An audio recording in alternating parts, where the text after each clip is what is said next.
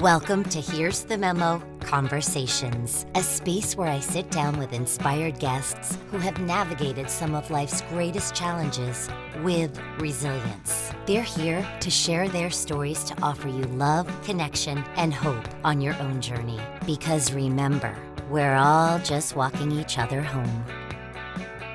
Today, I'm interviewing my dear friend, Margaret Rowe. She has such a successful and extensive resume, but briefly, she is the owner and lead designer of Margaret Rowe Couture, an elite, exquisite, very successful jewelry line. But today, we're not here to talk about Margaret's jewelry success. We're here to talk about a beautiful book she wrote after the loss of her beloved husband, Brett Rowe, also a prolific artist, in 2019 to pancreatic cancer. The book, Just a Conversation Away, Life's Transition into Heaven's Technicolor, chronicles Margaret's journey through grief, how she stays spiritually connected to Brett, and amidst this profound loss, how she's found solace and a renewed sense of meaning and purpose. So without further ado, Margaret, and I sometimes may slip and call you Peggy, welcome.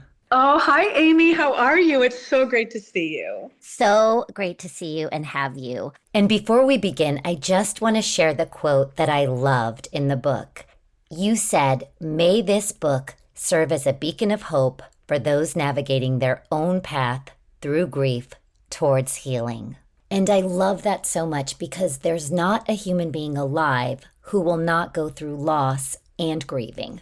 That's absolutely right, Amy. We all experience loss and change at some point.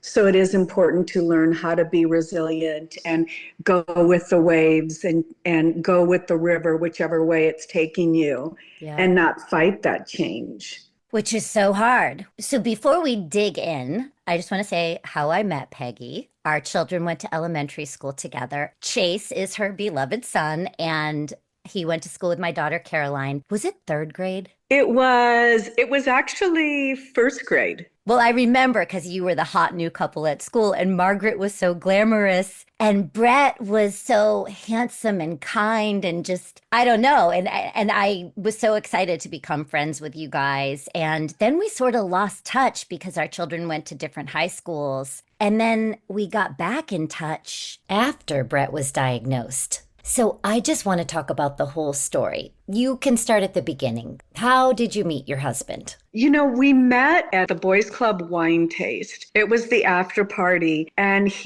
I was trying to leave. I was kind of trying to get away from some people, and he saw me from afar, and he said to his friends, "I'm going to go meet my wife." Wow. Yes, and he came down from this little hill, this little knoll. The after party was on a golf course. And he just came up to me and said, "It looked like you're trying to get away from someone." And I said, "Oh, yeah." And he says, "Well, can I talk to you?" And I said, "Sure." And he said, "My name's Brett." And I looked at him and I thought, "Oh, this guy's really young." I thought he was really young. And then he was so nice. I said, "What's your name again?" And then later I found out he was just 2.5 years younger than me. So all was good. And we honestly saw each other almost every day after, talked every day. And, I knew he was the one shortly thereafter. We just were so similar. And he was just such a wonderful person. And he had said to me, he knew that I was the one because it was the conversation that never ended. Wow. I love that. And that's how I happened to name the book Just a Conversation Away. Yeah. And it really still hasn't ended. It continues. I wanted to ask you, Margaret, Margaret, you guys met in Arizona and you owned a marketing firm, right? At the time I had a marketing firm specializing in real estate called Market Share. And then when we had our child, Chase, shortly thereafter, I started my own personal jewelry brand. Yes.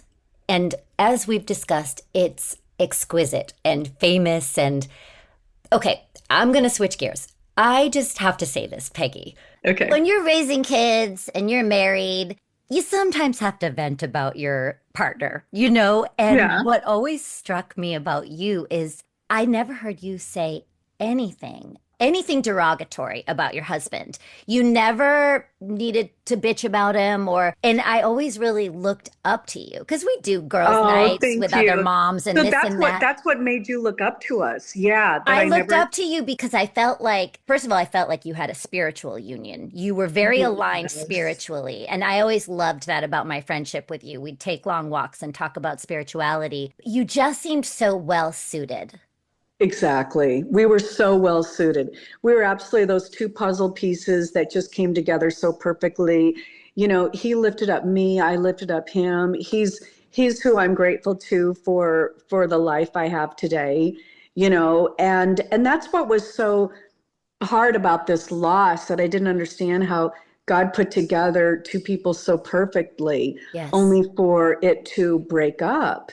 And but yeah, Brett was just an exceptional human being, just absolutely remarkable in every way. He had he he was. had every good quality you could possibly have, he had. He did. And he was truly a selfless individual, which, sometimes, that's not the best thing because he was so selfless. But just an extremely hard worker. He was so talented in so many ways. It was hard for him to focus in on what exactly he wanted to do because he could do everything. So he was sort of a Renaissance man, where he was a businessman. He was actually a film producer. He was a writer, an artist. He did photography, just everything. And then at the same time, he micromanaged our son's baseball career and started my business. He was the one that inspired me to start Margaret Rowe Couture. He said, why don't you do a bit, because I love everything vintage. He said, why don't you do a business with vintage jewelry? You could create necklaces named after the famous queens in history. And so, but he cooked dinner every night. Oh People my asked me, well, gosh. what do you do? And I said, well, I do the laundry. So Wow. he was just so proactive in Yeah. just taking care of everything, taking care of, I'd go out of town for a week and I'd come back and he would be, organize my entire closet, my jewelry Oh my closet. Like he gosh. just, yeah, or I'd come in and he'd hang all the drapes. Suddenly we'd have white drapes all over the house. Just he Wow. was constantly like that. And so he was just such an easy person to be married to and such a wonderful partner. And yeah, there was just not a negative thing. He There just had really this wasn't. boundless energy. That was the only thing. He had so much energy that it was almost like, wow, if he was out of town for a day or two, it was kind of like I was able to harness my own energy in the room because he had so much that was just overflowing. It was just a Wow. crazy spirit. Yeah.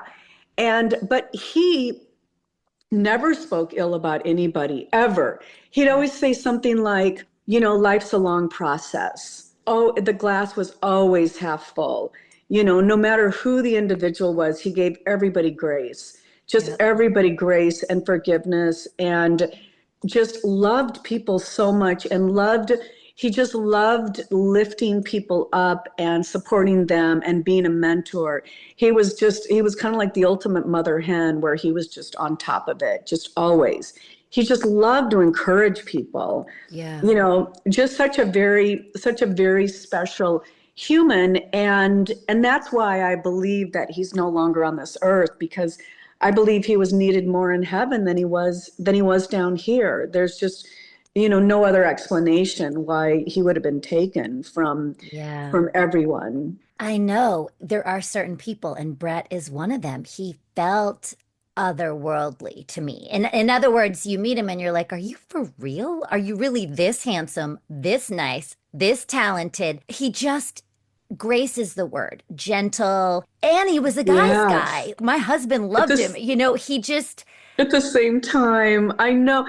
And that's what other people have called him, that he was otherworldly. And now he would be sitting with the famous artists and writers of our yep. time. And I was actually I looked up, someone said look up butterfly, and I came upon Bret Harte's Wikipedia page. He was named after the famous American novelist Bret Harte.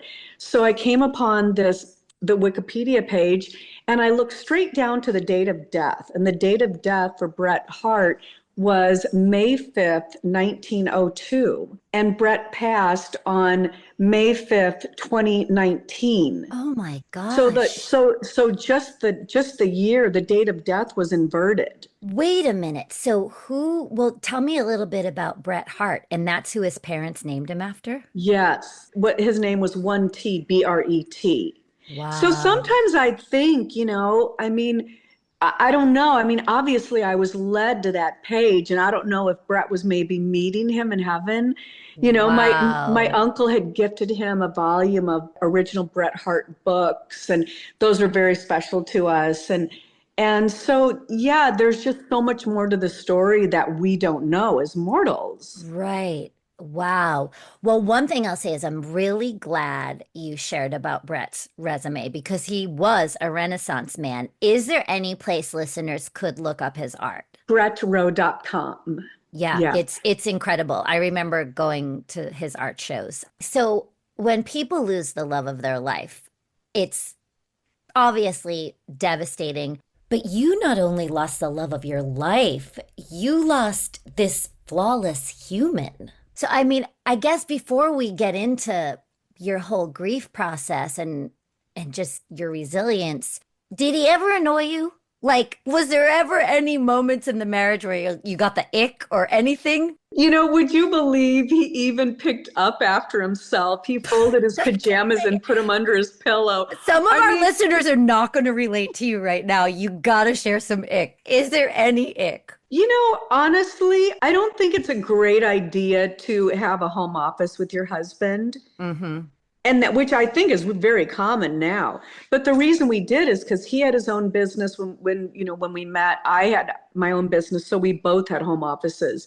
And I think that it would leave more mystery to the relationship if Yes. so you Yes. come home in the afternoon. So that was the only thing that I think that we could have used a little bit of distance because we were absolutely inseparable. I We were know. I inseparable. know. It was such a beautiful union. I would drop my kids off at school and then I would drive over and do the Santa Monica stairs, and Peggy and Brett would be there with the puppy. Like you always had a little dog. It was so, you Yeah, guys, I just saw you absolutely. together all the time. It was Really? so, Well, yes. that is such a wonderful memory. Thank you for sharing that. And so many people that I communicate with now, never met him. And I try to explain and describe. And so it's wonderful that you appreciated the person that he was. And the marriage. I hold your history, Margaret. Thank you. Yes, I do.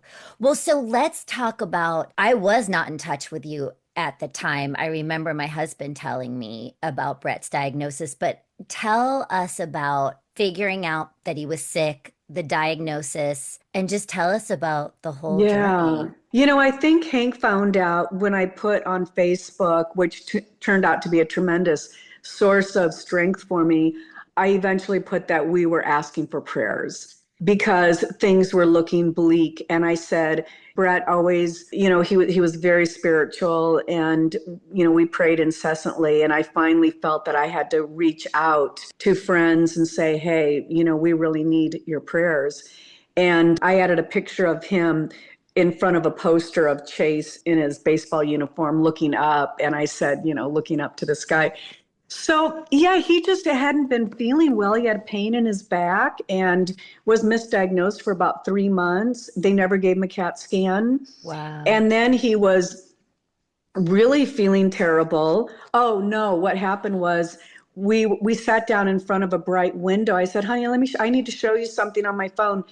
And I looked at him and I said, your eyes are yellow. And he goes, what? And I ran, got a cosmetic mirror, came back, and he goes, oh, yeah, they are. I said, I'm getting you in immediately. So I was able to call UCLA. They gave me an appointment within an hour. So with some pediatrician. It was just some random doctor. And the pediatrician said he was like a family doctor as well. And he said, I think you have a blocked binary duct, pancreatitis, and I'm sending you straight to emergency. And Wow. Brett said, really? And I was like, good, great. We're going to get to the bottom of it. Because see, Yes. I hadn't been going to the doctor, to the doctor's appointments with him, which I highly recommend. Well, we went to the emergency room. They gave him I remember the World Series was going on, and the doctor didn't seem too excited about it. And then he said, "Well, I'll give you a CAT scan." And so I went home, and I thought, okay, they say it takes hours, and I called my parents in the meantime, and they said, when I told them what was going on, they said, "You need to get back over there. You need to call the doctor." So I called the doctor at the emergency room. He goes, "Yeah, you need to get back here." And so I'm like, I don't know what's going on. So I Yeah. went in the room, and he said the CAT scan shows a tumor, and it shows that it has spread to the liver. Oh And my I said, gosh. a tumor? Like, I mean, I'm like, what? Like, what? Cancer? And he's like, yeah. And, the doctor is sheet white, and, it's not information you want to give to anybody. So they immediately gave us a room, at UCLA in Santa Monica. And then I just remember the harrowing part was the next morning, a woman with the cancer team came in, and Brett says, "Well, come over here. Do you want to look at this?" So she shows me on the machine what it looked like and all. And I looked at her very naive, and I said, "Well, can't you remove it?" And she said, "No." And I said, "Do you believe in miracles?" And she goes, "Yeah." And I said, "So what do we do?" And she said, "Well, there's medicine for the pain." And I looked at her like she was out of her mind. This was the way she was addressing this. I said, "Is there anyone here that can help me, process this?" I said, "I don't have any experience with cancer, with getting this information." They said, "Well, do you want to talk with the chaplain?" And I said, "I'll talk to anybody." Well, Yeah. they never even send a chaplain in. So there you go for the medical So system. they pointed out the tumor, and did they say this is malignant, this is inoperable? Did they No, explain? They didn't explain it? they didn't even, no, they didn't even explain it. She just shows me, and, Oh, you know, Peggy, that's and it awful. was just, yeah, the information was horribly given. That was one of the worst parts of it. It wasn't delicately given at all. So Oh, cold. it was so cold. And actually not explicit or thorough. If I saw a tumor, I'd be like, okay, let's take it out. Because That I know. you're so in shock at that moment. Yeah. So then I literally I'd already made friends with the woman at the front desk on the floor. And I literally went running down the hall with my hands on my head, and I felt like everything was spinning. And I said to this girl who seemed kind-hearted, I said, "They just gave me really bad information." And she goes, "Just take lots of pictures." And Oh, I'm like, "What?" I like, "Take lots I of can't get pictures." over this. So then I went down on the elevator, and I called my dad, and he literally dropped the phone. And then he gets back on, he goes, "I'm really sorry." And Oh, because, my dad was an orthopedic surgeon. I mean, he knew the medical industry. They knew yeah, when I was telling them that he'd been really sick for all this time, and they were like, "That's not normal." yeah. Because they thought it was, stuff like prostatitis. And so honestly, the medical community really let us down. He went in for annual checkups, and, Yeah, he had the high blood pressure, but he was on top of his I know. body. I mean, he ran 2 miles a day every I morning. know. He was So, like the picture of health, oh, actually. the picture of health, his skin, people are like, "What does he do with his skin?" He was Lebanese, He looked so and young. he had that really beautiful olive skin, Yes, and he of did. course the crystal blue eyes. And so honestly, I don't really talk about how the medical community let us down, but 100% they did. And They miss so much. I had a brother-in-law. He was yes. on top of everything, and he had a clear medical appointment. Then 3 weeks later, he had a seizure and he had a glioblastoma brain tumor. I don't think we do enough at our screenings to, Now you can get CAT scans. they're elective, so then you have to pay out of They're pocket. elective. Yeah. Yeah, and they're very expensive. But Yep. the other thing is that they don't want to subject you to that radiation unless it's really necessary. Yes. And so yeah, as long as we're talking about the whole medical community, what didn't let us down was our insurance. We had Oscar insurance. His treatment in 5.5 months was $1 million. I want to say our deductible was maybe $2,000 or $3,000. that was a beautiful thing that I That's never had to awesome. worry about that. And we did have a positive doctor, and he had a team. He said, well, our first appointment with him, he said, well, I don't think this is where you want to be on a Thursday morning in an oncologist's office. And we looked at him like, no. And he said, you have a 30% chance of beating it. You have a 30% chance of dying from it, and a 30% chance of us stopping it in its tracks. So we thought, well, Okay. hallelujah. We have Yep. a 60% chance, and then we proceeded to go home and organize his closet instead of going home and organizing our financials. He handled all the financials, paying bills and everything. And that was very difficult to sort out when it was just on me. And that's the other thing that I recommend, that couples need to know their finances inside and out, bank accounts, otherwise that's a And big job. don't wait for a diagnosis for that. No, no, you I've need heard to. that over and over. Both people need to be in the know and know all the passwords and all Yeah, the the things. Yep. passwords and how everything works. So anyway, then eventually, we started the chemo. It wasn't working. So then they stepped it up to another chemo, and that was the one where you slept with the band on your arm. And that was almost like the beginning of the end, because it made him so sick. One Ugh. morning he woke up and said, I can't do this. I'm so weak. And I immediately had to sit down, like I was going to faint just hearing him say that. We were so connected. I mean, it was my husband. And so we just plodded along, and they would check how the chemo was working every few weeks or so. So that was very difficult.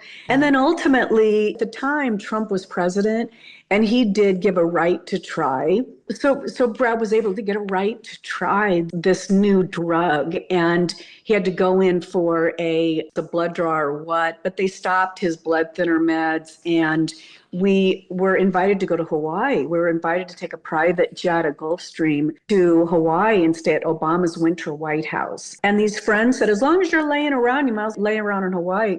So they said, oh, yeah, go ahead and take this flight, even though he had been off of the blood thinner drugs. The cancer he had made his blood very thick. So when we got off the plane, he said, I am so weak. And I said, well, honey, get in the car. Just get in the car right away. They pulled a car right up. And then he started on the Oxy, he was on the OxyContin, Yeah. stepping it up in Hawaii. And ultimately, he, lost his ability to walk. I mean, Oh my gosh. it just suddenly everything plummeted. Oh, Margaret. His friend, Mike Mihalke, who flew us there, he said, if there's any time you need to go, you need to get him home. The plane's right there. So I finally said, Mike, I got to get him home. Yeah. All of a sudden his blood pressure plummeted. He said, I've never been so scared in my life. He drove straight to the plane. When we were all just so nervous flying back, we got home, the black Uber truck was there. I said, we got to go straight to UCLA emergency room. So we did. And that's where we were for the next 11 days. And, they were still trying to do a few things, and he couldn't even, do the MRIs because he'd be shaking. Ugh. And Ugh. ultimately he had some wonderful, wonderful nurses, and Brett was very fortunate that he had 7 of the closest people in his life surrounding him, Yeah. at the end. That's so nice. And eventually I thought he was going to be the bionic man, and he was going to, at the 11th hour, his body was going to recalibrate, and he Yes. was going to walk out of there. And, maybe that is what happened. At the very end, Chase said, come on, Mom. And I know that he went straight to heaven, and he was greeted by his mother, and who had just passed the year before. His sister died 3 weeks before. Oh, wow. But anyway, the first sign that I had was when I walked down to the beach. It was just days later. I Wait, walked down. before you go there, Okay. I want to know during his illness, the chemo, all the treatments, are you guys talking about the possibility that he might pass away? Never. What's the content of your, conversations during the illness journey? We prayed the rosary together every night. I love it. We went to church every day. We never talked about him departing. The only thing that he said one time was, I thought that there was a deal that he had done with the Teenage Mutant Ninja Turtles where he was a producer and he had expected that the merchandise was going to give us an annuity. And he said, I wish that should have been an annuity for you and Chase. And I said, what do you mean, me and Chase? What about, all three of us? That was the only time he ever said that. And so he was never down. I mean, we just were trying everything. The juice diet, as I put it, we left no stone unturned. And this was such a short amount of time. How long from diagnosis to? It was only 5.5 months. But see, they never told us that. They never gave us a timeline, and we were so grateful. So you liked not having a timeline. I mean, Brett was so hopeful at the end. It was maybe 3 days before he passed. And Brett said, well, what about the chemo? And he said, well, very delicately, he said, well, chemo just makes you sick and you really want to be around for your family. So he gently told him that, chemo's not going to do anything. The Dr. Rosen came in the next day and he said, I think you've got about 3 days to live. And Brett looked at him and I just fell to my knees. Oh, Peggy. And then the next day, hospice came in and they were trying to tell me how they could bring him home. And I was like, no. I live in a 1920s Spanish building. No, I said, there's stairs. And his friend said, can I weigh in? He stays right here. And I said, thank you. That would have been all the more horrifying to, make your way home, knowing that you're going home to die. Like what? Yeah. So during those 3 days, what was that like for you as a couple? That's where UCLA was quite lovely because they let hospice come into UCLA. They said, well, we can come to you. So that was really nice. I was just there most of the day. I called his father to come in. My brother came up. And again, I still wasn't accepting of it. I was numb because I knew my way to his room and it was a very circuitous route. And I said, when you know your way around the hospital, that's not a good thing. And then the priest came and just, Monsignor Torgerson, and you just kind of go, this isn't happening. But it's also when you see someone so sick, all you want for them is to be out of their misery. And, some people have cancer for 2 years, 10 years. And I am grateful that he didn't have it forever. And that was the one thing when the doctor called me the next day, he said, oh, it's Dr. Rose. I just wanted to call and see if you have any questions. And, like all cheery. And I wasn't even expecting his call. And I said, well, I was curious as to why, he was misdiagnosed for 3 months. And would we have had a chance of eradicating it had we have known? And he goes, I wonder about that. He said, do you want to know if you have cancer 3 months earlier? Do you want to know if you have 5 months or 8 months? And so, there's a point where you can't fight it. Like, what are you going to do? Curl up in a ball and just, So you just learn to accept it. And your body naturally just goes through the emotions and your body naturally clicks into okay, I'm just going to just go about this just as I need to do, as he would want me to. Well, I'm listening and I just feel so much for you. Can you talk about those first few days, Margaret? What it was like to come home and for you and Chase? The bummer was that he was always waiting at the top of the stairs. Yeah, like he was always right there. So so that was, not pleasant to have to face that. But I had a lot of flowers around and that was kind of weird. I'm going, oh my God, there's all these flowers. Yeah. But, I don't even know if I remember. I think what happened was I started working on the finances because since we had been in Hawaii for 6 days and then he was in the hospital for 11 days, that was almost 3 weeks of mail. And I had never opened up envelopes. He always took all the envelopes, So then my brother stayed for like 2 nights. So then he and I started going through the mail and figuring out what needed to be paid. So you sort of threw yourself into that. Yeah, so I poured myself into that. Yeah. And I did have a couple women that were the mothers of Chase's friends that came over and helped me figure out how to pay the bills online. Yes. So that definitely took a lot of my focus.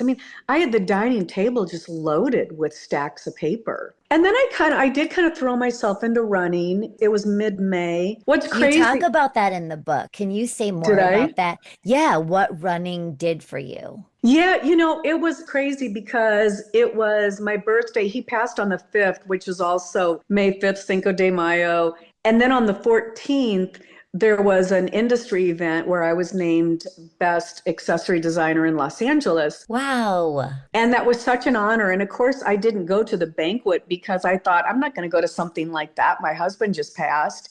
And then the fact that I won that award, and I just thought that was from heaven above. And then I was still like walking around Santa Monica, walking down to the park and down to the beach. And then someone sent me a Madonna Ray of Light song, and it had this great beat to it. So Yep. then I started kind of running, and I didn't stop. I was like Forrest Gump. I started running in circles in the Palisade Park.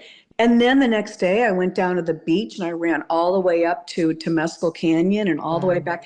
And I started doing that just every day, every day. But one of the challenges, which was interesting, was suddenly being alone at night. And I literally would ask people, what do you do at night? I thought, well, I know what I would do. It'd be about 6:30 and my husband would start making dinner and we watch a movie. He'd open his Yep. computer. I mean, that was just what you do as a married couple. And so I just found the evenings intensely lonely. And then I remember a girl said, well, I work. And I thought, okay, well, maybe I could do that. I could work at night. Because I'm not really much of a TV watcher. So that took some getting used to. And then I started getting engrossed in a project. I created a brand book. Brett had written a story on my brand for a magazine that was never published. So I told this friend of mine, this photographer friend, I said, yeah, I said, I've got this story on my brand. And I said, I think I'd like to create a book out of it. And he said, and then my birthday was a few days later. He said, for your birthday, I'm going to do a photo shoot of you, and then you can Awesome. create your book. And I said, oh my gosh, really? So then I got involved in that and he helped me produce it. So that was, there were these little projects that would kind of keep my mind off of it. And, he was so positive and, I could have let him down by crying, by just turning into a crumpled Yeah, I mess. wonder how you resonated with the stages of grief. Just briefly, in case some of our listeners don't know, in 1969, Dr. Elizabeth Kubler-Ross wrote a book called On Death and Dying. And in it, she described 5 stages of grief. 1, denial. 2, bargaining. 3, anger. 4, sadness.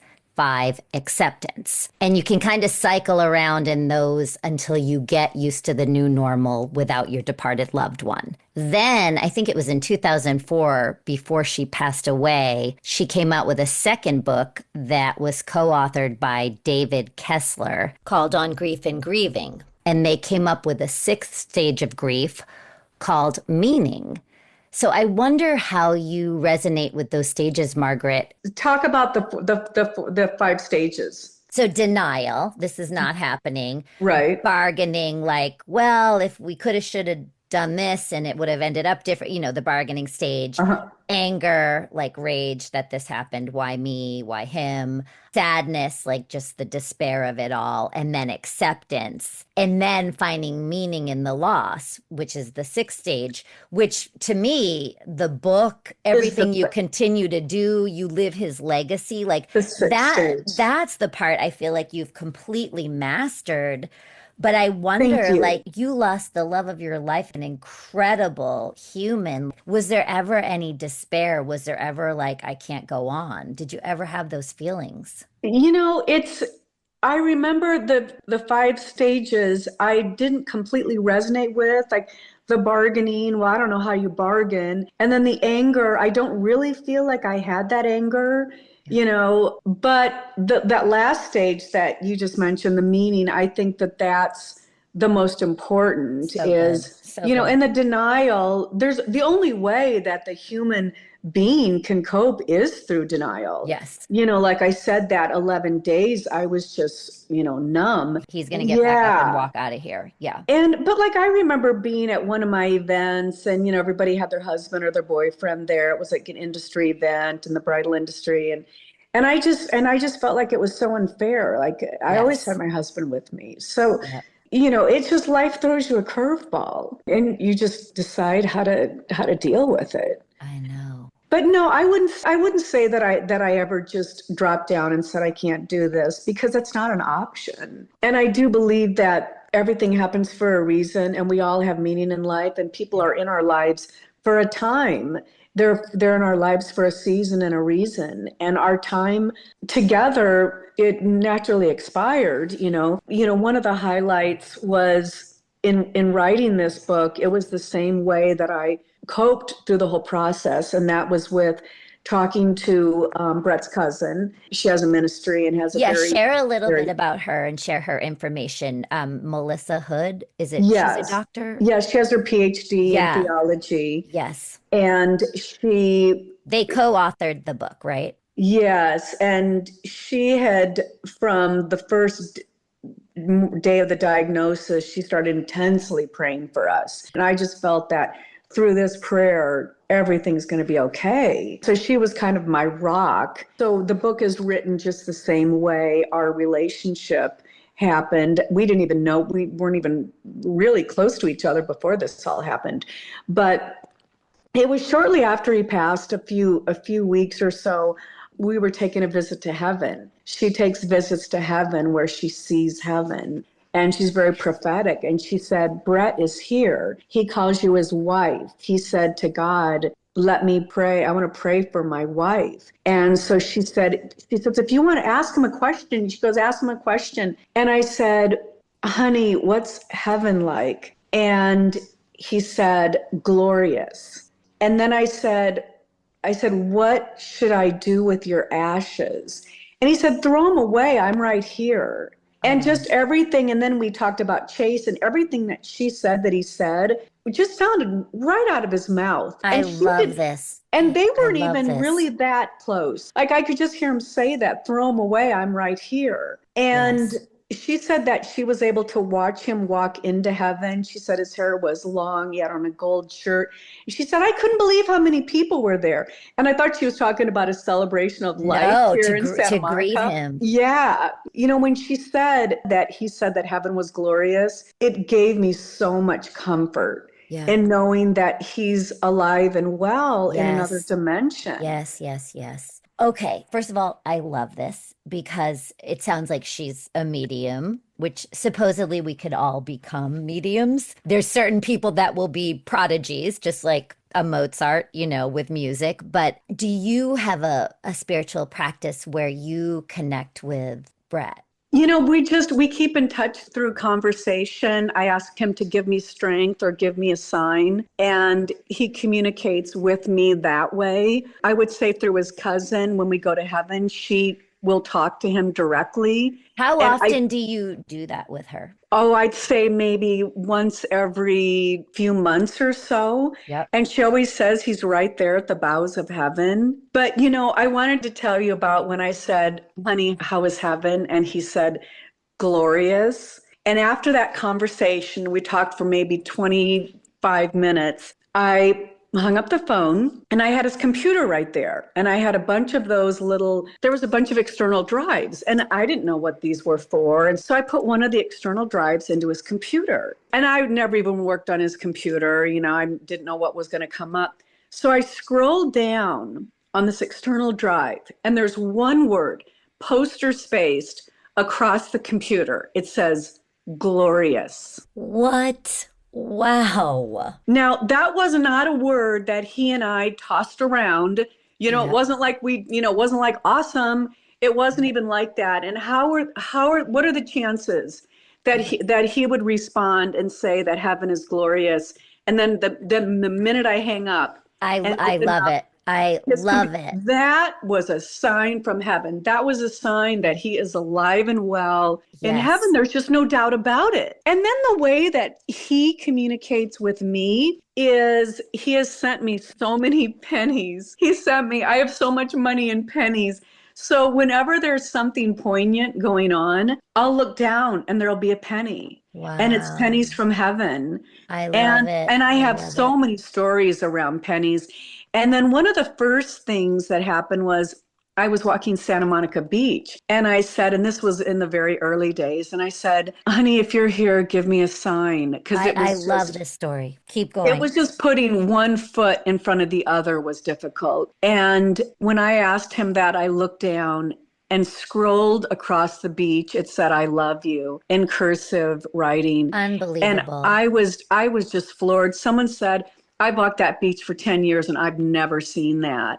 And so Wow. that's the cover of my book. Yes, That's the it's exact so photograph. beautiful. So, Margaret, for listeners out there that their partner just got a diagnosis or they're in the early stages of having lost someone, what advice do you have for people? Is to never give up, to never lose the faith. And I think that's the most important word is faith, that you are standing on a rock. You are not standing on sand that's going to give away under your foot. Keep the faith, and that, your situation can turn around, but no matter what, it's going to work out for the best. I believe in my situation that I'm here to carry on my husband's legacy. I Yes. think as a spouse, that's what you're to do, and that's my purpose here now. And I'm hoping to give encouragement through this book to people that have gone through this loss, that God will make beauty out of ashes and there will be a better day and a brighter day. Yeah. And I don't want his death to be in vain. I believe that perhaps he went through this just to broaden God's kingdom here on earth and to spread the word about him. I think that he made an impact on so many people's lives and continues to do so. Yeah. So no matter what the situation is, there will be good that will come from it. Yeah. I also think, you guys had such an epic love story and a spiritual union. And it's like the heartbreak of it not continuing in this lifetime, but it continues as he's in another dimension. It's so beautiful. And it's like going through any loss or change, there's a process to it, right? It's like you didn't jump to meaning. However, I feel like Brett strengthened you from the get-go. Like he passed and you didn't shatter. Do you know what I mean? Some people have to shatter Yeah. for a while and really go to deep despair before they can kind of build their way back.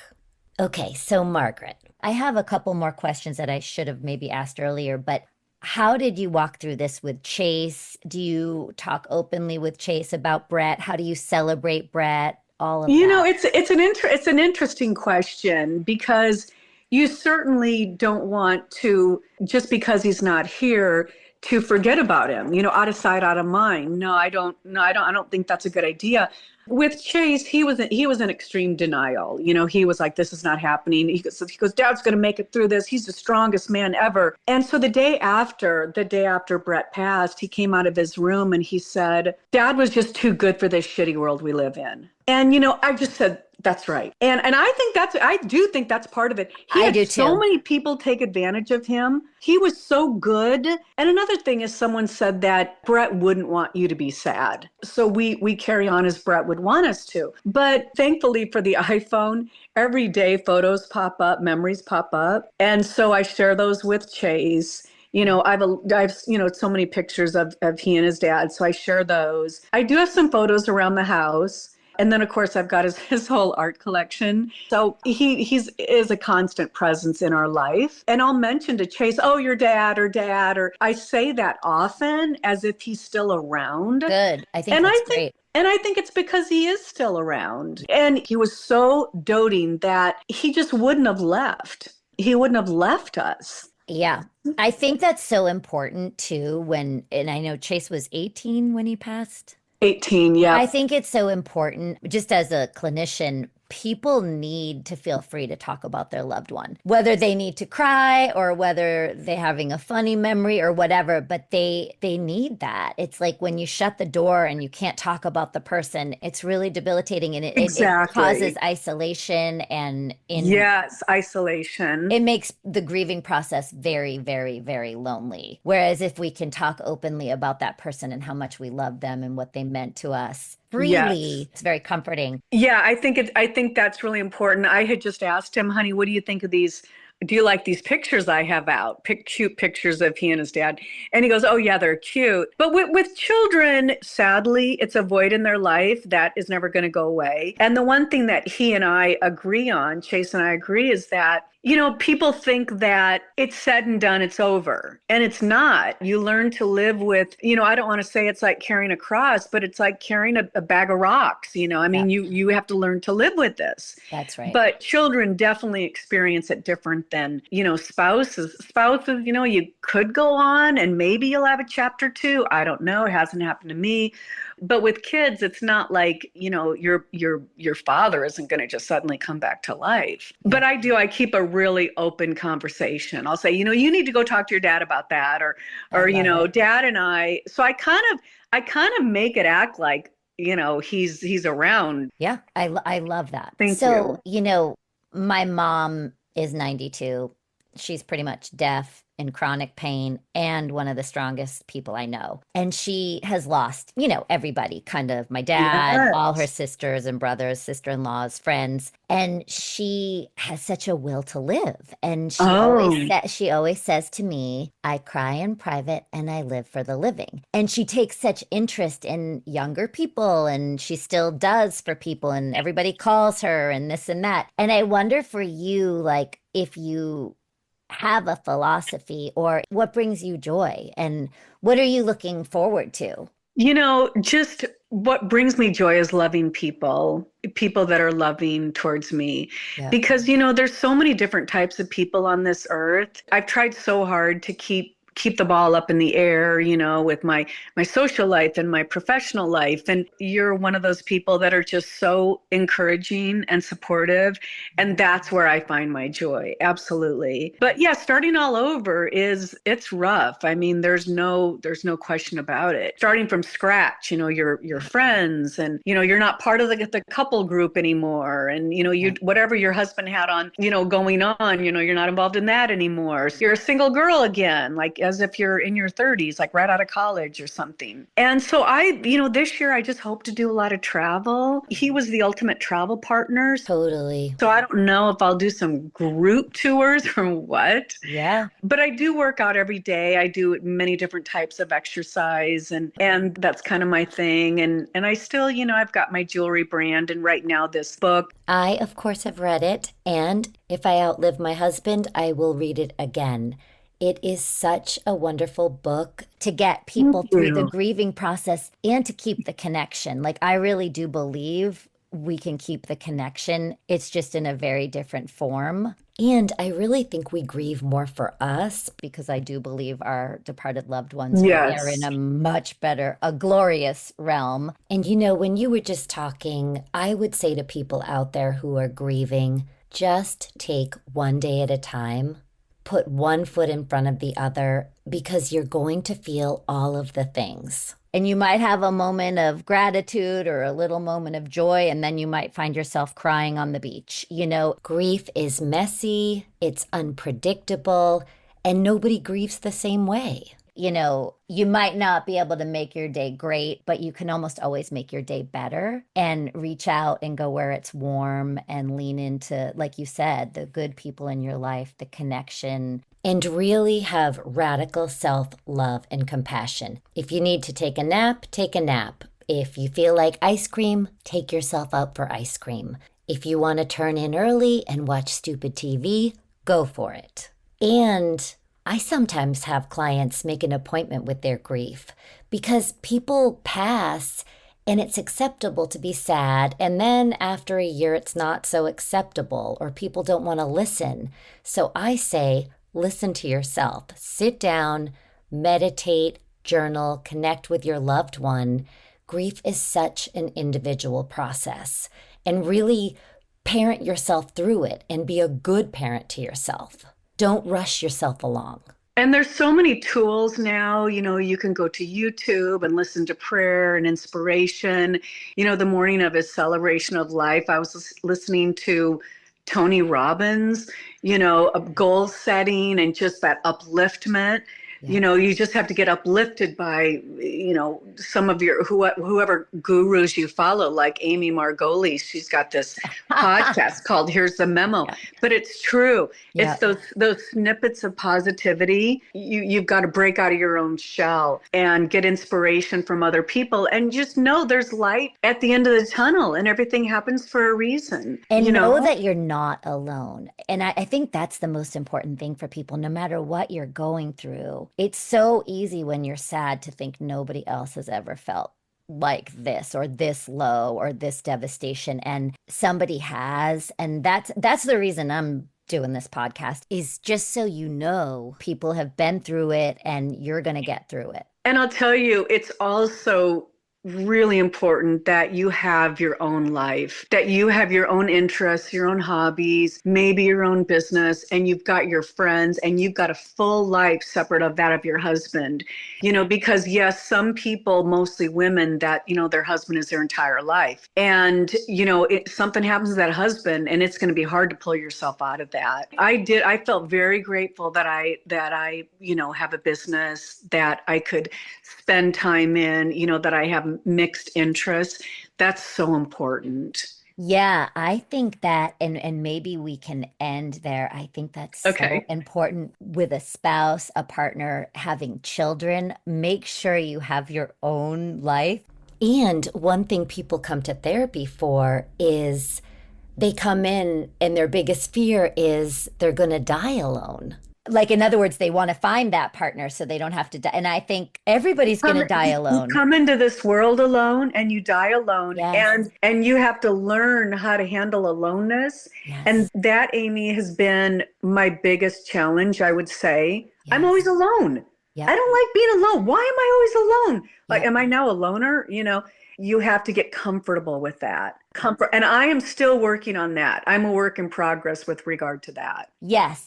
I think that being comfortable being alone is so important. It's our journey here. It's us and God, really. You can get the partner, you can have the kids, but ultimately you're on your own journey here. So get your support, people, have love and connection in your life, and remember or find what brings you joy, things you want to learn about, things you want to experience, and enjoy your own company. Yeah, keep the funnel full. Margaret, thank you so much. This was such a pleasure. And where can people find you, contact you, reach out to you? They can find my book on Amazon.com, Just a Conversation Away, Life's Transition into Heaven's Technicolor by Margaret Rowe.